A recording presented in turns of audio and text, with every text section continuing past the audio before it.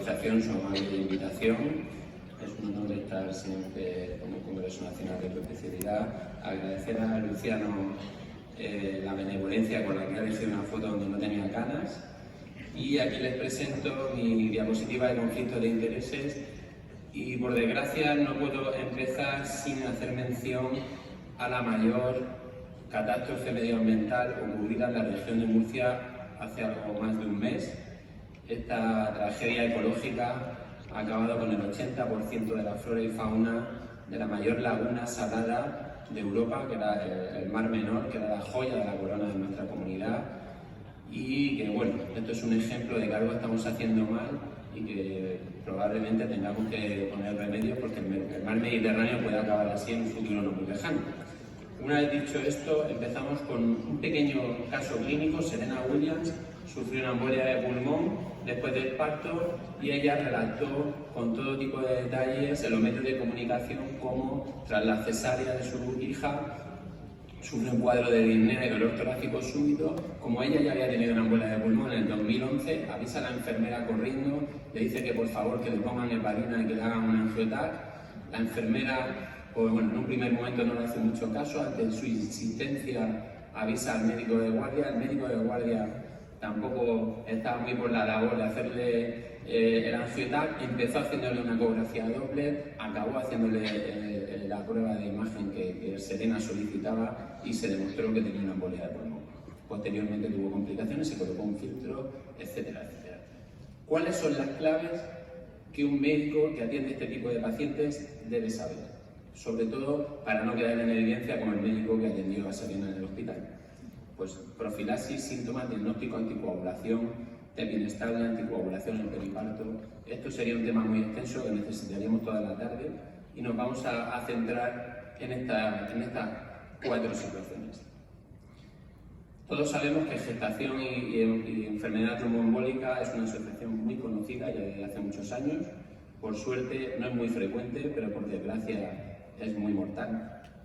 Sabemos que se aumenta por 4 el embarazo del riesgo de enfermedad tromboembólica en comparación con las mujeres de su misma edad no gestantes y que hasta hace poco era la primera causa de muerte en el mundo occidental, de muerte materna en el mundo occidental. Por suerte, una revisión reciente publicada en el 2014 demostró que a día de hoy es la segunda causa de muerte materna en el mundo occidental, con el 13,8% de los casos seguidas de las hemorragias, lo que supone una muerte cada 100.000 partos. La mayoría ocurre en el puerperio, en el 66% de los casos, y hay un aumento de trombosis venosa en comparación con embolia de pulmón y todos sabemos que afecta más a la pierna izquierda. ¿Esto por qué ocurre? Bueno, pues para los más jóvenes, para los residentes, que sepáis que en el embarazo hay una serie de cambios fisiológicos para proteger a la madre de la muerte por hemorragia y esos cambios fisiológicos asumen a la mujer en una situación de trombofilia combinada permanente transitoria. Además, hay unos factores fisiológicos, como un aumento del éxtasis venoso en los miembros inferiores, que va desde la semana 25 hasta 6 semanas después del puerperio. Y luego hay unos factores mecánicos, que es que conforme va creciendo el útero grávido, la arteria ilíaca comprime a la vena ilíaca izquierda, y eso es por lo que explica que haya mayor incidencia en el lado izquierdo de trombosis venosa profunda. ¿Qué evidencia científica tenemos en el manejo de este grupo de población tan especial de enfermedad tromboembólica? Bueno, pues como es evidente y como era de esperar, no hay ningún ensayo clínico. Toda la información que tenemos es de series retrospectivas y de pequeñísimas series prospectivas. Por lo tanto, la mayoría de información que podemos obtener sería de los registros.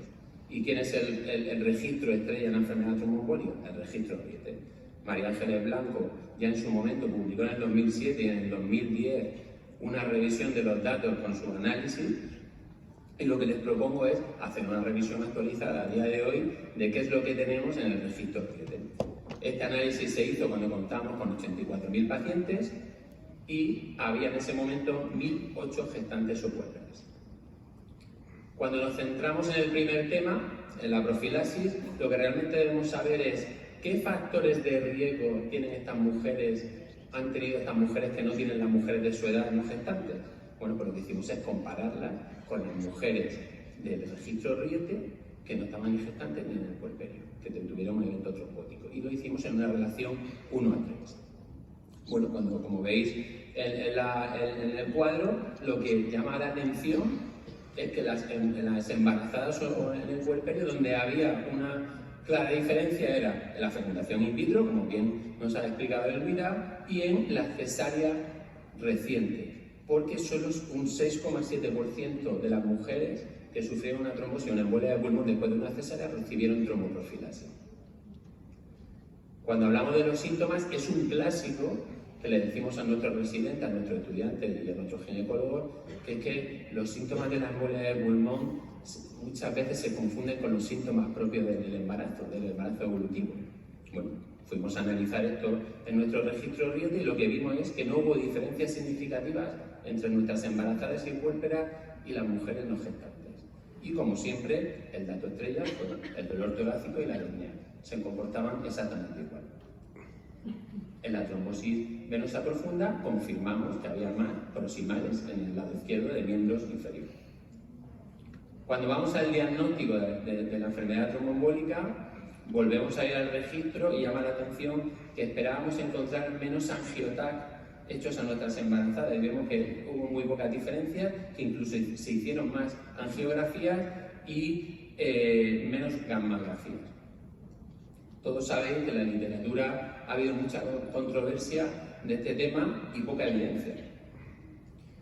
Las guías europeas de cardiología en cuanto sobre la embolia de pulmón dan las recomendaciones clásicas de si tiene síntomas de trombosis venosa profunda hacer una ecografía Doppler y si no una placa de tórax. Si la placa de tórax es normal se puede uno decantar por la gammografía y si era normal decantarse por el angiotac. Ese es el patrón clásico, el algoritmo diagnóstico clásico de embolia de pulmón en gestantes y dan sus recomendaciones. La suerte que tenemos es que este mismo año se publicó ya en el New England la adaptación en el embarazo del algoritmo diagnóstico GIES, del grupo holandés, donde incluyeron 510 gestantes con 3 meses de seguimiento. Ellos aplican un algoritmo que ahora veremos mejor con clínica dímero D y ecografía Doppler y en función de eso nos invitan a hacer o no hacer el angiotac. Bueno, pues con este algoritmo lo que hicieron ellos es evitar el 39% de TACs en nuestras gestantes, sobre todo a expensas en el primer trimestre. Este algoritmo diagnóstico tiene su validación externa que se publicó posteriormente con 371 gestantes donde se evitaron un 21% de TACs en las embarazadas, lo que significaba evitar 1 de cada 5 TACs. Bueno, esta controversia es clásica, angiotac o gammografía. Incluso recientemente la Cochrane publicó hace 2 años donde llegaban a la conclusión que no había mucha evidencia al respecto. Este mismo año se ha publicado un metaanálisis. En el metaanálisis comparaban todos los estudios que había en la literatura y llegaron a la conclusión que no había diferencias en evidencia y exposición a radiación. Una de las grandes dudas que exigieron el angiotac en las embarazadas era el riesgo de cáncer de mama por la radiación recibida. Bueno, pues esto también se ha superado con un artículo reciente donde se vio que no había mayor incidencia de cáncer de mama en este grupo concreto. Una vez visto este capítulo, pasamos a la anticoagulación. En la Guía Europea de Cardiología, publicada este año, claramente se decantan por la heparina de bajo peso molecular. Nos dicen que no se debe utilizar antivitaminas K ni anticoagulantes de acción directa, tampoco debería evitarse el fondaparinus y sí a la heparina y a la aspirina en dosis bajas. Como hemos dicho antes, la heparina de bajo peso molecular es la estrella en el tratamiento durante el embarazo porque no atraviesan la barrera placentaria, son muy fáciles de dosificar, hay un uso ya extendidísimo en todo el mundo, aunque realmente no hay ensayos clínicos para embarazadas y todo lo que utilizamos es extrapolar los datos del resto del grupo de poblaciones. La novedad en las guías de este año es que lo que recomiendan tanto la guía americana de hematología como la guía europea de cardiología es no hay que hacer controles de antipieza de forma rutinaria, sino que hay que utilizar la dosis inicial correspondiente a su peso en el inicio de la gestación. Cuando vamos a analizar los datos del registro Riete, lo que vimos es que, por lo que era de esperar, se utilizaba más heparina en la fase inicial del tratamiento de la embolia de pulmón, pero llama la atención un 7,4% de filtros de vena cava utilizados, incluso un 2,3% de trombectomía. Cuando vemos el tratamiento a largo plazo, pues aquí ya se instaura antivitaminas K y anticoagulantes de acción directa porque ya eran puérperas que habían dado a luz. En el tratamiento inicial de la trombosis venosa profunda vemos que había un 4,7% de filtros utilizados. Y en el tratamiento a largo plazo volvemos a ver que ya se inician antivitaminas K y anticoagulantes de acción directa por los mismos motivos que la embolia de pulmón. Paramos un segundo en el filtro de vena cava, que como todos sabéis no está muy clara su indicación y su utilización. Esto ya se habló en el congreso del año pasado, donde os mostré que analizamos lo que había en Riete y en ese momento solo había 30 gestantes con filtro, 10 con embolia de pulmón y 20 con trombosis venosa profunda. Una de ellas se complicó, 2 de ellas no se pudo retirar el filtro de vena cava, aunque los datos estaban incompletos. Lo más importante para mí era los días que pasaban desde que se colocaba el filtro hasta el parto, que veis que eran 57 días en la embolia de pulmón y 31 en la trombosis venosa profunda, y eso va más allá de las 2 semanas que recomiendan las guías americanas del ACCP, que dicen de poner el filtro si se pone en los eventos trombóticos 2 semanas previas al parto, como mucho. Y cuando las comparamos con las mujeres con trombosis sin filtro, lo que veíamos es que parece que había más eventos en aquel grupo, tanto durante el parto como durante la anticoagulación, como después de la anticoagulación, en las mujeres que no habían recibido el filtro. Hablando de eventos, fuimos a analizar ya en el registro los eventos de nuestras embarazadas. Es verdad que los eventos son pocos y no hay diferencias significativas, pero cabe resaltar que cuando ocurre en este caso era una muerte por embolia de pulmón, una muerte por hemorragia, pues son tragedias y difícil de justificar. En los eventos más allá de los 90 días no encontramos nada. Si alguien está interesado en este tema, os recomiendo estos 2 artículos muy completos y muy interesantes y para los residentes muy ilustrativos. Como conclusiones, deciros que, como todos sabéis, enfermedad tromboembólica y gestación es una asociación, por suerte, infrecuente, pero por desgracia, muy mortal, segunda causa de muerte materna en el mundo occidental. Insistir a nuestros ginecólogos, actualizar nuestros protocolos de tromboprofilaxis en las cesáreas. Cada vez hay más cesáreas urgentes, más cesáreas en mayores de 35 años y por lo tanto debemos insistir en su heparina de cara al tratamiento domiciliario. Los síntomas parece que son similares a las mujeres con embolia de pulmón sin embarazo de por medio. Que tenemos ya la herramienta de un nuevo algoritmo diagnóstico de embolia de pulmón que utiliza dímero D con un punto de corte claro, ecografía Doppler y angioTAC, y que ya parece que en angioTAC no hay que tener miedo a realizárselo a nuestras embarazadas.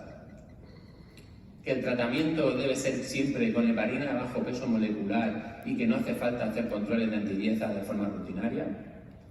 Y por último, y para nosotros lo más importante, como trombólogos, que decía mi abuela, tenemos la obligación de ayudar a dar algo de luz a todas estas zonas de penumbra donde jamás van a llegar los ensayos clínicos, y de aquí les llamo a que incluyan pacientes en el registro Riete para intentar tener más información y ayudar a que nuestras pacientes tengan un final feliz como Serena Williams y no un final catastrófico como nuestro Mar Menor y su ecocidio.